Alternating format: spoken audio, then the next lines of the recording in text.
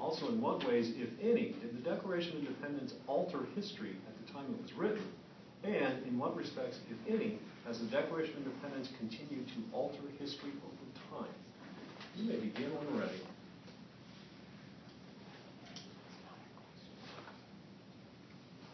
The Declaration of Independence was profoundly significant in stating that unalienable rights belong to all people, not exclusively British colonists, and that governments have an obligation to protect the rights of their citizens. Their case for separation from Britain was centered around these rights of humans and the obligations of governments to the governed. This argument was key to convincing other nations that their treatment by the British government and resulting actions against them were a human struggle to identify with and lend support to. The Declaration is profound in its articulation and application of Locke's social contract and natural rights philosophy. Locke's ideas are embedded in the right of revolution expressed in the Declaration. When a government fails to protect the inalienable rights of the people it has been entrusted to govern, then that government has violated the terms of the social contract. The governed subsequently have the right to alter or abolish that government and create a new governing body. Edmund Burke, a British politician during the time of the Revolution, stated that a great revolution has happened. A revolution made not by chopping and changing of power in any one of the existing states, but by the appearance of a new state, of a new species, in a new part of the globe. This is what makes the American Revolution profoundly unique. It displayed the right of the people to take to the streets to bring about true change, not to replace tyranny with tyranny. The Declaration of Independence is profound in its expression of inherent unalienable rights, stating that life, liberty, and the pursuit of happiness are rights that may not be taken away from a people by their government, because these rights were not given to people by government. This American interpretation of unalienable rights has progressed in 1776 to expect the government to protect the rights of all U.S. citizens, regardless of their socioeconomic status, race, religion, or gender.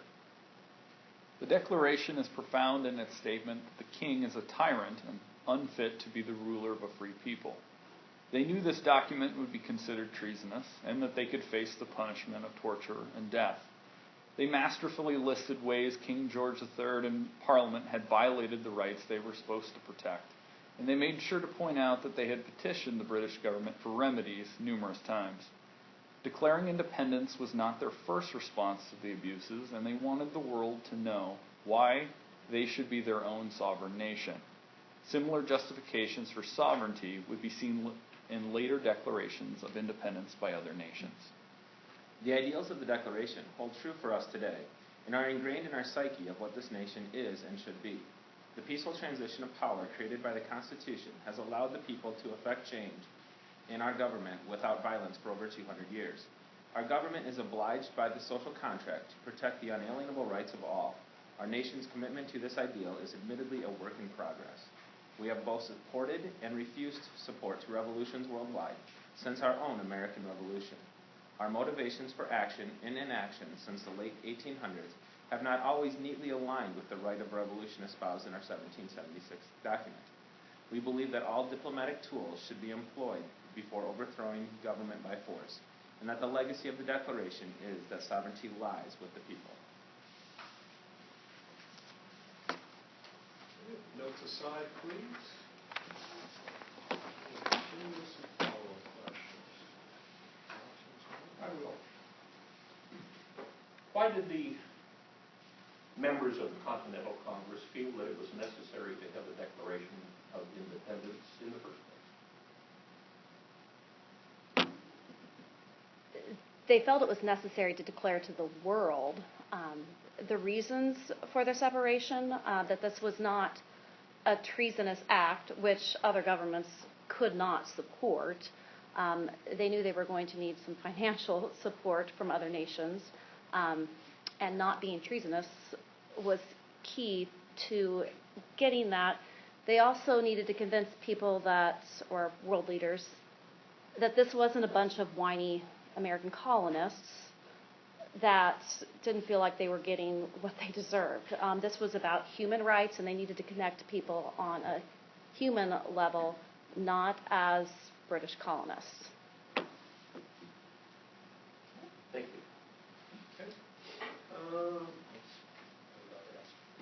Ask you the question, ask you outside. Oh, can't do that.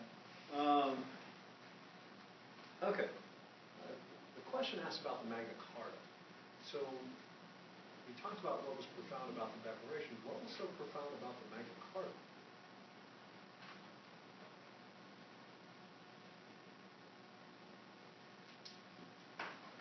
The Magna Carta was the first document that basically said that the ruler or leader could not have too much power. And the Declaration of Independence was basically saying that we wanted independence from Britain and the king because of too much power, and that we wanted to make sure we were heading down a different direction. Why is this limitation why is that profound? I think the limitation of power is almost shifting it from one to many, and that was something that was expressed not only in the Declaration, but also an idea in the Magna Carta was to take this, what was seen as one person ruling, into the many, and that way that transference of power could be balanced.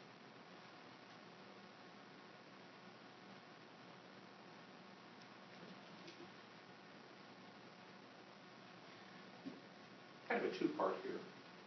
The Declaration claims that the existence of rights are self-evident, and that it also says that they're inalienable. Why are they self-evident? What makes them self-evident? And what makes them inalienable?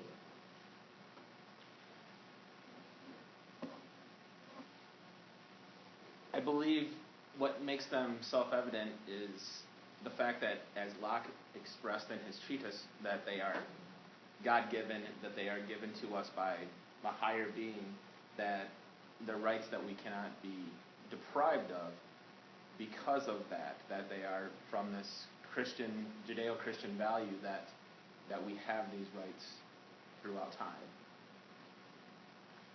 Unalienable rights basically means that government can't take them away because they were not given by government.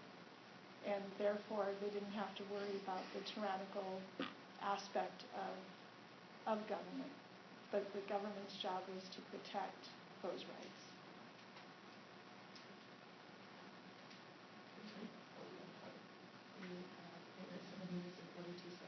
Whoa. Okay. Jefferson basically plagiarized this whole thing, right? Where did he get all this stuff? Who did he steal from?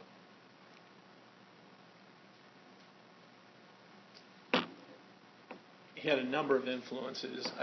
In my opinion, I think John Locke arguably influenced him the most. These are one of the leading philosophers of the time period, and that's my belief that Locke was arguably his greatest inspiration, and it made sense,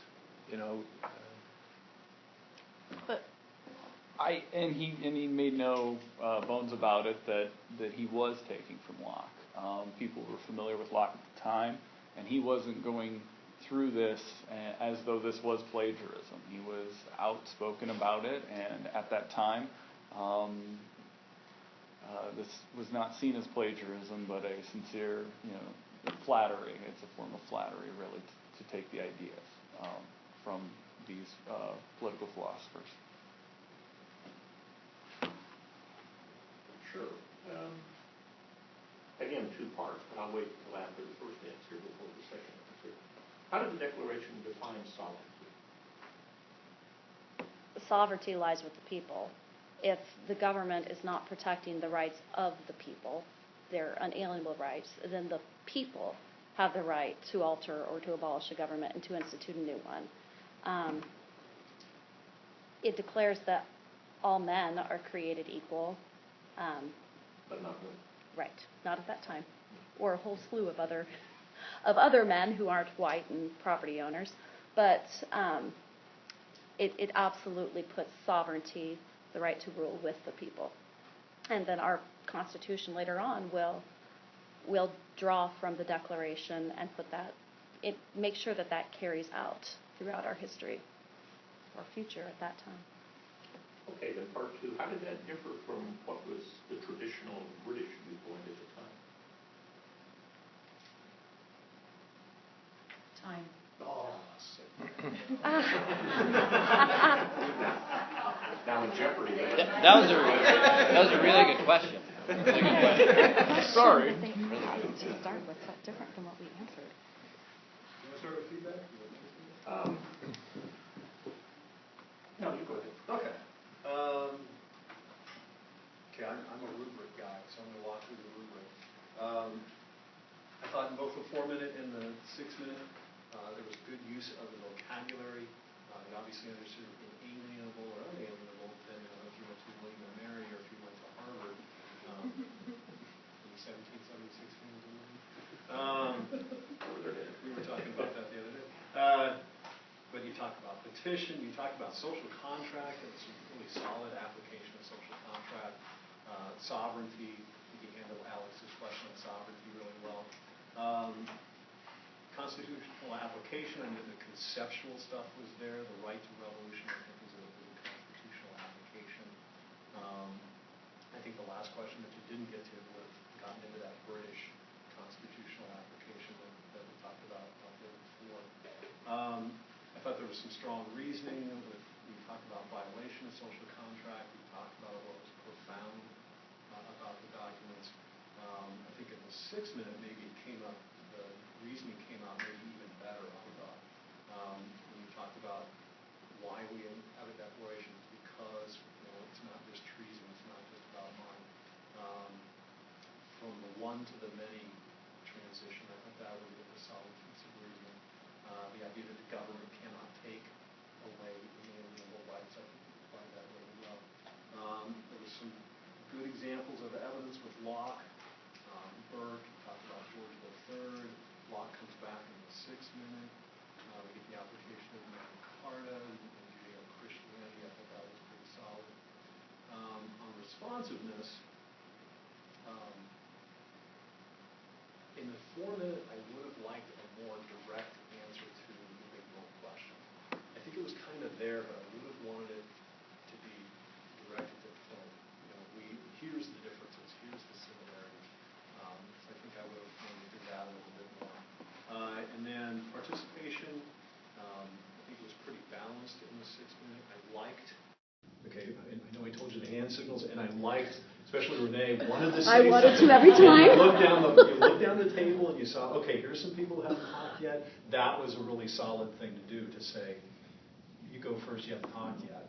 And for high school students and a few teachers, it's really hard to give up the floor to somebody else. So I thought that was some good teamwork right there. It makes a drink. Okay.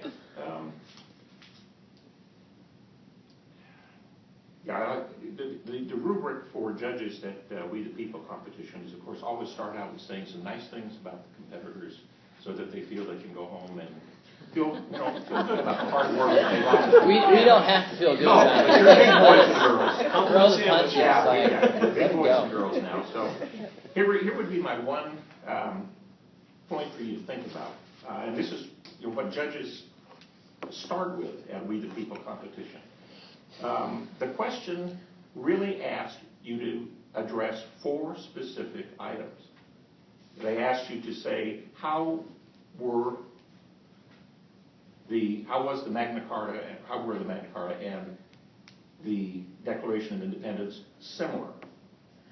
I know we're not supposed to, I hope that this is okay. I know in a competition you couldn't. That was not our question. This was not your question? No. Our question was from the 14-15 school year. We had, in what ways is the Declaration profound? And do you believe in This revolution? was not the question you No. were given. Oh, no wonder. No. Hey, but we ran with it, though. We get bonus Winner! Yeah. I saw you look at Kids, Edmund Hey, Burke, we so read like, this stuff, is we're about- ready. I saw a little jittering, and I was like, Yeah, I thought you had the right question, so you got the wrong question. Yeah. so for the next groups, maybe. Now, wait a minute. We have Unit 1, But Yep. is it 14, 15, or 15, 16? we have 15, 16. 15, 16. I You think had we 15, were, 16? I don't know. ours talked about unalienable We take that for rights. applause. Fraud! Fraud! You just said we're winners. I know Judge Reed threw this one Roger. out. Yeah, I hope so. Okay,